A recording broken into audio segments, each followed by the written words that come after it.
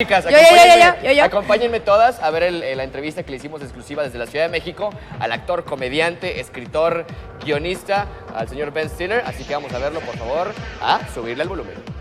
Vámonos, a despejar el área,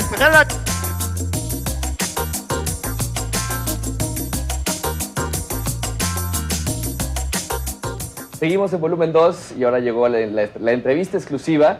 Estoy con nada más y nada menos que el actor, escritor, comediante, director Ben Stiller. First of all, welcome to Mexico. Thank you. This is not your first time here in the country, right? No, I've been here a few times. In beaches, right? Here in Mexico. Yes, I've been to Mexico City too. You love it? You like it? Yes, big fan of Mexico. Enjoy the country, enjoy the... I've worked with some very great Mexican film technicians and filmmakers. Like Manuel Lubezki. Okay. He's a great cinematographer. Who first movie I directed, Reality Bites, back in 1992.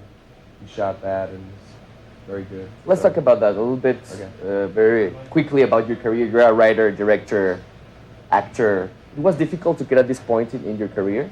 Well, you sort of just do what you want to do, what you find interesting, and that's sort of what I've always done, and kind of it's sort of evolved, over the years. But I always loved directing. That was always what I wanted to do more than anything. And then acting was sort of always a part of my life too. And there have been times in my career when when directing was more at the forefront, and then acting has been more at the forefront. So it's sort of been great to be able to go back and forth. Which people or events influenced you in your career? Well, I guess the movies that you see when you're young really influence you, and then working with a teacher, acting teachers, people who when you're first starting out, who give you confidence. So there've been people like that, and the movies that I've seen and directors that I've worked with, just kind of at those points in your life when you are very impressionable. Which movie marked your life? For me, I always remember seeing Jaws when I was 10 years old, and I'm just thinking this was incredible, and I wanted to make movies after seeing that movie. And then a lot of the comedians who I saw growing up, when I was watching Saturday Night Live when I was a teenager, definitely influenced me too. Now let's talk about Madagascar. How did you get into the character of Alex the Lion? Well, I just sort of went from myself, really, because he's a New Yorker. I grew up in New York. He's Central Park Zoo, where I used to go to see animals, and he's sort of an actor too, because he sort of does his show in the zoo. And so I kind of just went from who I was, because at first you just sort of have to create your own reality with it, because there's nothing there. There's no pictures, there's no other actors. You're just working alone for the first year or year and a half.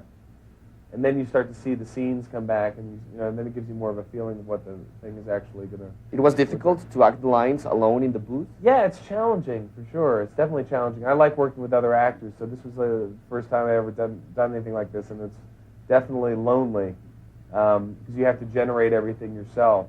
And you sort of, for a little while, you feel a little bit a little silly sometimes, because you're just having to really just do it all without anything else going on. But then as you start to see the scenes come back, you get more of a feeling for what it's like.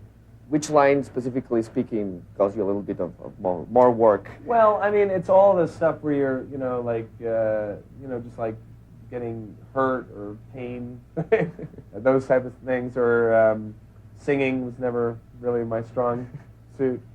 All that kind of stuff. Yeah. Now, what is the future of Ben Stiller? What are your plans next? We're going to have another baby, my wife and I, so I'm sort of just focusing on that right now, and I'm going to take a little bit of time off because I've been working a lot. So right now, nothing in the forefront, really. Maybe directing again? Yeah, definitely directing again, but probably not this year, just because of the baby coming. So 2004 was your year because of the movie Meet the Fuckers. You really knew or thought that you're going to have that kind of success? No, you never know how any movie's ever going to do. So it's always nice when they do well. But you know, at the end of the day, you can never predict, so you just have to have fun doing what you're doing. So, can you invite all the Mexicans to see Madagascar? Sure. Please come see the movie. It's a great family movie.